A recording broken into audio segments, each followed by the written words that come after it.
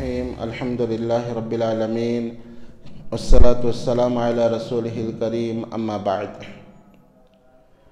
اللہ تعالیٰ کے فضل و کرم اور اس کی توفیق سے سورہ فاتحہ کی تفسیر چل رہی ہے۔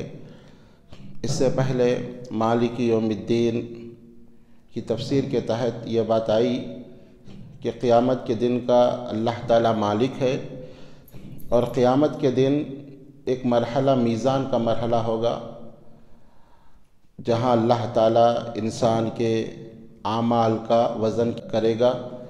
ایک تو یہ کہ انسان کے اعمال کو گنا جائے گا، گننے کے بعد پھر ان عمل کا وزن کیا جائے گا، اور یہ بھی تفسیر آئی کہ بعض وقت انسانوں کا ہی اللہ تعالیٰ وزن کریں گے۔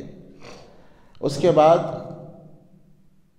میزان اسی عمل کو قبول کرے گا جو معیار کے مطابق ہوگا، اور معیار دو چیزیں ہیں، ایک تو یہ کہ اخلاص، اور دوسرا نبی صلی اللہ علیہ وسلم کی مطابعت، آپ صلی اللہ علیہ وسلم کی اتباع۔ جتنا اخلاص زیادہ ہوگا وہ اللہ کا ترازو اس عمل کا اتنا وزن کرے گا، جتنا نبی صلی اللہ علیہ وسلم کی سنت کے اندر اضافہ ہوگا، جتنی محبت ہوگی اتنا ہی وہ میزان وزن کرے گا۔ اس کے بعد دوسرا مرحلہ قیامت کے دن پل صراط پر سے گزرنا ہوگا۔ پل صراط پہ سے گزرنا یہ بھی ہر انسان کو گزرنا ہے، اور یہ بڑا خطرناک مرحلہ ہوگا۔ ابو دردہ رضی اللہ عنہ کے تعلق سے آتا ہے کہ ایک مرتبہ وہ رونے لگے، بیٹھے بیٹھے رونا شروع کر دیے۔ ان کی بیوی ام دردہ نے جب دیکھا کہ شوہر رو رہے ہیں تو وہ بھی رونا شروع کر دی۔ ابو دردہ رضی اللہ عنہ نے پوچھا کہ تم کیوں رو رہی ہو؟ تو ام دردہ نے کہا کہ آپ میرے شوہر ہیں، آپ کی خوشی میری خوشی، اور آپ کی تکلیف میری تکلیف ہے، آپ رو رہے ہیں تو میں بھی رو رہی ہوں۔ تو ابو دردہ رضی اللہ عنہ نے کہا کہ مجھے سورہ مریم کی ایک آیت یاد آ گئی۔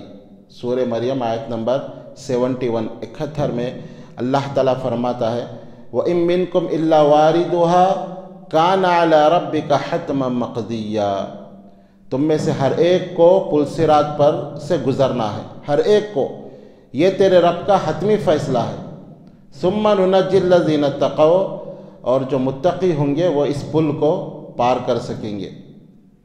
تو ابو دردہ رضی اللہ عنہ نے کہا کہ اللہ نے گزرنے کے لیے ہر ایک کو کہا، لیکن ہر ایک پار ہوگا یہ نہیں کہا۔ جو تقوی اختیار کرے گا وہی اس پل کو پار کر سکے گا۔ تو میں ڈر رہا ہوں کہ پتہ نہیں میں اس پل کو پار کر پاؤں گا کہ نہیں۔ بڑا لمبا یہ پل ہوگا، اور حدیث میں آیا ہے کہ یہ پل بال سے زیادہ باریک اور تلوار سے زیادہ تیز رہے گا۔ ہزاروں کلومیٹر کا یہ فاصلہ رہے گا، اور جہنم کے اوپر یہ پل رہے گا، اور اس پل پر اندھیرا رہے گا، مکمل طور پر اندھیرا۔ روشنی یہاں سے ہم کو لے جانا ہے، جتنے نیکیاں کریں گے اتنی روشنی وہاں پہ ہم کو رہے گی۔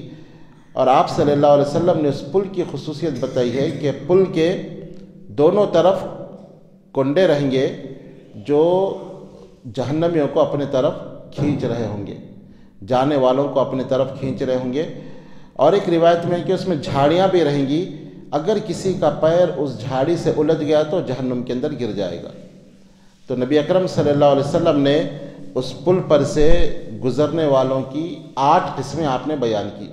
8 طرح سے لوگ اس پل پر سے گزریں گے، تیز پل ہوگا۔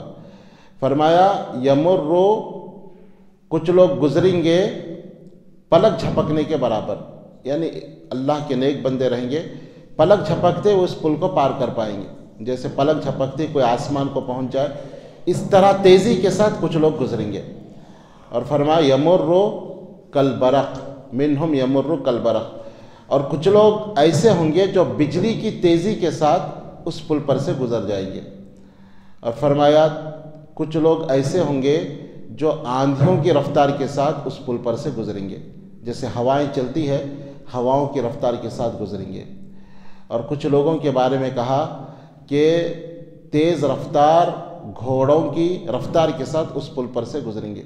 گھوڑے جو صحت مند گھوڑے جس رفتار کے ساتھ گزرتے ہیں، کچھ لوگ اس رفتار کے ساتھ اس پل صراط کو پار کر پائیں گے۔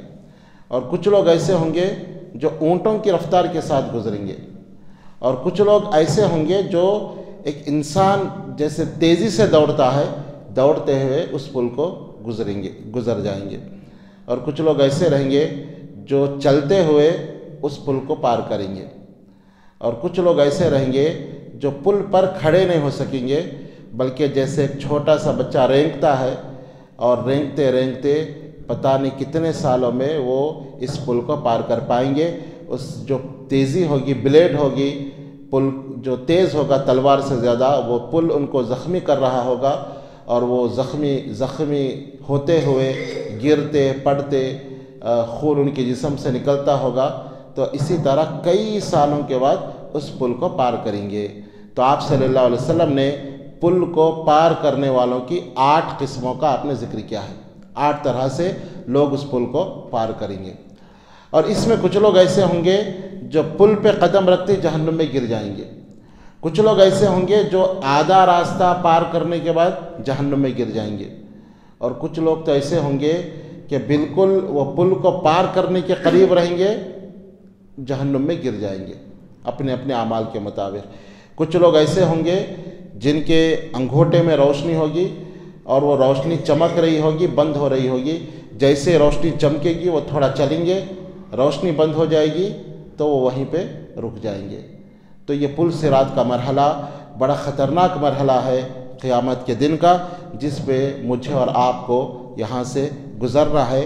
اسی لیے اللہ تعالیٰ یہاں پر شفاعت کو حلال کر دے گا۔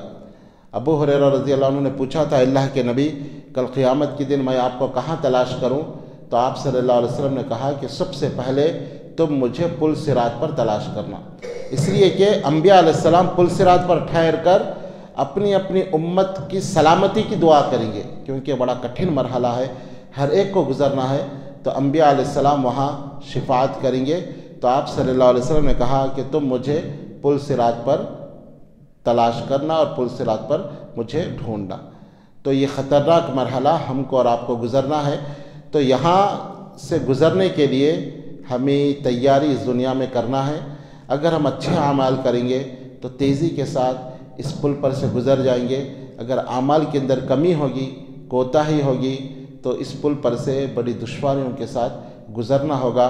اللہ تعالیٰ سے دعا ہے کہ اللہ تعالیٰ اس پل صراط پر خیر و عافیت کے ساتھ، آسانی کے ساتھ، ثابت قدمی کے ساتھ ہمیں گزرنے کی توفیق عطا فرما۔ اس لیے کہ اگر توحید پرست رہیں گے تو یہاں ثابت قدمی عطا ہوگی، جیسے اللہ تعالیٰ نے فرمایا یثبت اللہ الذین آمنوا بالقول الثابت فی الحیات الدنیا وفی الآخرہ۔ اللہ تعالیٰ ثابت قدم رکھتا ہے قول ثابت کے ذریعے۔ قول ثابت کیا ہے؟ لا الہ الا اللہ، جو کلمہ توحید ہے، اللہ تعالیٰ اس کلمے کے ذریعے ثابت قدمی عطا کرتا ہے، دنیا میں بھی اور آخرت میں بھی۔ تو آخرت کی ثابت قدمی قبر کے سوال کے جواب ہے، اور آخرت کی ثابت قدمی پل صراط پر سے گزرنا ہے۔ تو اللہ تعالیٰ ہمیں عافیت کے ساتھ اس پل سے گزرنے کی توفیق عطا فرمائے، آمین یا رب العالمین۔ وآخر دعوانا الحمد للہ رب العالمین۔ سبحان اللہ بحمدہ، سبحانک اللہم